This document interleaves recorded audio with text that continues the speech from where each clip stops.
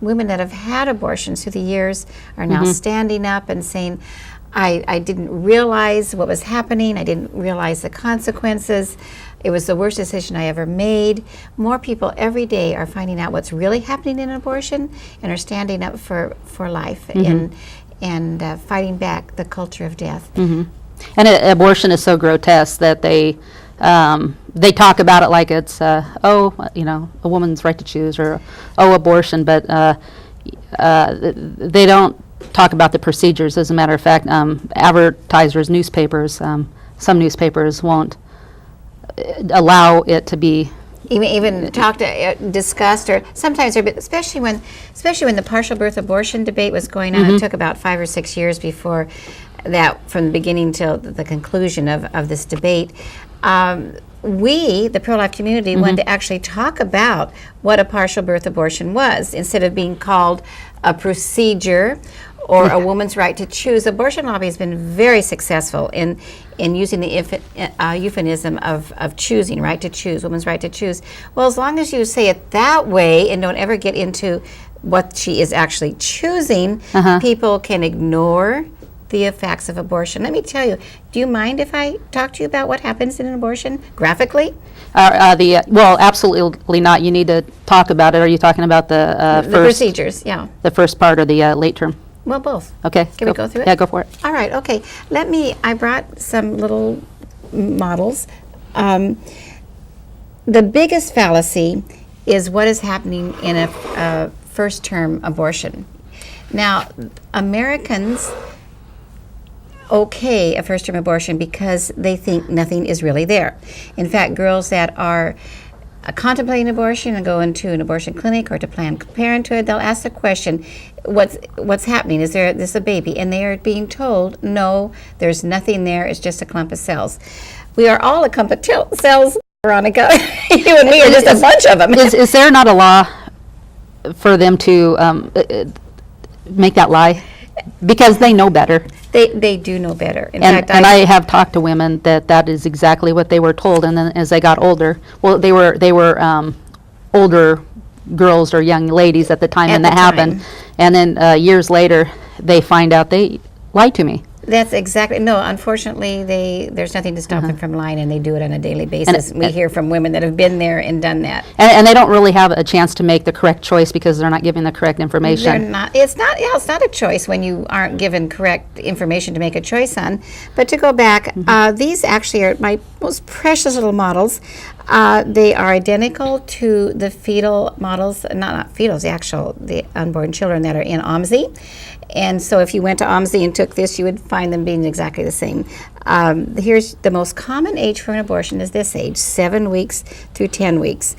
The earliest time of an abortion actually is 7 weeks, and at this particular time, the baby's heart is beating, little tiny fingers are formed, brain waves are there. This is just a regular developed little baby. By 10 weeks, this little baby is completely formed, internally, externally. All it needs to do, quite obviously, is get bigger. Yeah. But in your first-term abortion, the most common time for abortion, a baby is literally sucked through a vacuum tube with a powerful, powerful suction. This suction tube is inserted into the woman's womb, and this baby is literally broken apart and sucked down a tube. The bones are not calcified; they aren't real hard yet. So, squeezing this baby through a suction tube is relatively easy with this powerful suction, and the baby is sucked into a canister and literally thrown down the garbage. Have you heard of the book Silent Scream? Yes, I have. Yes, Can you briefly discuss that then? Yes, the silent scream is an abortion procedure performed on a larger baby.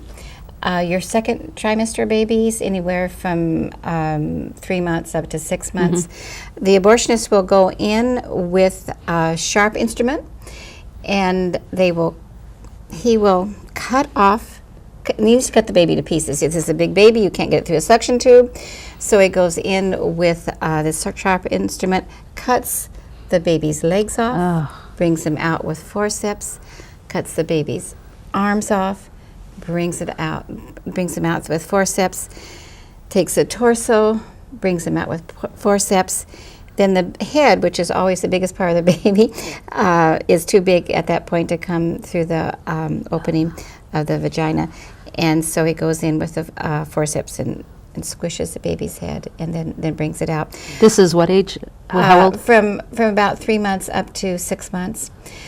I didn't realize that was going on. It is, in fact, people will say, oh, that's somewhere else. It's right here in Oregon. I also lobby and work in the state legislature, and a few sessions ago we had a bill that would do with informed consent, which would require that an abortionist talk about some basic, like the fetal development and what's available in the community to help the woman. And an abortionist actually came in and testified opposing this bill. And one of the pro-life senators at that time that was on the panel, when it was her turn to ask a question, asked the abortionist. She detailed exactly what I just told you. And then she said, "Do you do this?" And he said, "Yes, I do." And so that's right downtown Portland, and it's happening frequently right here in the state of Oregon. But it doesn't stop. The baby gets bigger. And abortion is legal for the entire 9 months of a woman's pregnancy. This is a fact that most Americans don't know, and they deny that it's even true. Now, it's probably not necessarily their fault, because the newspapers and the media pretend like it isn't true, and they never write it. But Roe v. Wade actually legalized abortion through the entire 9 months of a woman's pregnancy. Roe v. Wade did. Yes, Roe v. Wade did. Oh, I didn't know that. You know, what they got out there was, well, the first 3 months, and Yes. This was it 1973? Uh-huh. Okay, 1973, and scientific equipment wasn't really that advanced. And so you could maybe, if you wanted to go there, excuse the fact, well, they didn't really know what was going on. They didn't see that it was a life. And some of the procedures seem like, well, it's a blob, Now, I'm not on board with that, but that's what they would have said. That's what they led yes, everybody to believe. Yes. And since then, though, and where I want to talk about the book, Silent Scream, I haven't read it, I've just heard about it, about the man who used to perform abortion. Bernard Nathanson. What's his name? Bernard Nathanson. Okay. And he actually was on the pro-abortion side. He helped get through legalizing abortion in New York State to begin with, and was on, was helping push it through to make it legal. He since has changed his mind, because he finally saw, well, it wasn't him that did this. He actually produced the Silent Scream. It's actually a video showing. A video, yeah. It's actually a video showing through ultrasound, which of course has revolutionized America. Ultrasound, Yeah. when women that want their babies and are happy they're pregnant, get an ultrasound. They bring you the first little picture of their babies, this little ultrasound of the baby, kicking around in the womb. That's revolutionized it and America, and actually brought the truth of the unborn child to millions more that had never known before. So that's been very, very helpful to get the truth out. But anyway, yes, Bernard Nathanson was the one that gave the commentary in the Silent Scream. And it does actually show exactly what I told you. It shows an abortion of the abortionist going in with the curette and tearing apart of the baby. Well, and again, I haven't read the book, but I have heard him talking on the radio. Yes. And his point was that he changed his tune, Yes. because he saw the baby literally screaming as Yes. it was being torn apart. Yes. And people need to understand that. Yes, that's exact. The baby was getting, just like you or I, if something terrible is coming to us, we back away. Well, this poor little baby was backing away from this instrument. Where can you go in a womb? You can't escape. And it didn't. And that was the horror of watching this video, is you see this trapped baby being cut apart, literally. And he's screaming as Yes. best as he Yeah, can. as best he can. You can see the mouth opening. In a womb. Yeah. And this man who used to perform abortions, when he saw Yes. the truth, he said, I can't do that anymore. Stopped And we immediately. as a society need to look at the truth and say, should we be doing this anymore? Maybe in 1973 they didn't have the truth. We do now. Yes. And we need to relook at this. That's exactly right. That's exactly right. And to relook at Roe, which goes far beyond what the majority of Americans know or want, because it doesn't even stop with like I said, with the second trimester. The third trimester is legal. Now the partial birth abortion debate, which went on for years, talked about just one late-term procedure where your baby clear up to the day of birth could be basically delivered breech, which we all know isn't a very good thing. But the abortionist will go in and actually twirl the baby if they need to, turn them upside down, deliver the baby, all except for the head, because the head comes out, it's a birth, and they don't want it to be a birth, they want it to be abortion. So all except the head, and then they'll take a pair of scissors and puncture the babies at the back of the neck, suck the brains out. Of course, then the baby is dead, and then it really isn't a birth when they deliver the rest of the baby. Yeah, it's a procedure. technicality that it's actually an abortion. It's actually a murder. Murder, Yeah. absolutely murder. And while that has been outlawed, finally, after years of debate, the part, Veronica, can you imagine, I think if our listeners hear this for the first time, they're almost ill to their stomach. People, Planned Parenthood, abortionists, a whole abortion lobby defended that procedure, fought viciously to keep that procedure from being banned. Would you say follow the money in this case? I would say follow the money in this case. Yeah, Absolutely. greedy, heartless people. That's exactly right. Although I want to, if somebody is watching that has had an abortion, Yes. what can you tell them? Oh, I want to tell them we love them and there's help available. My best friends, even family members, have had abortions. They did not know this at the time. They were lied to. They were pressured by boyfriends, by husbands, by parents, by friends, whoever, someone in their lives that said, get rid of it. And they didn't really know what they were doing. They were pressured into it. Yeah. And later, the guilt, the sadness, the regret, my heart goes out to them. There's hope and there's healing. Every town has post-abortion help groups. Heart is one, Rachel's Vineyard's another. They call your program. You're going to tell them how to find an area somewhere right in this area. Absolutely. News and views at msn.com.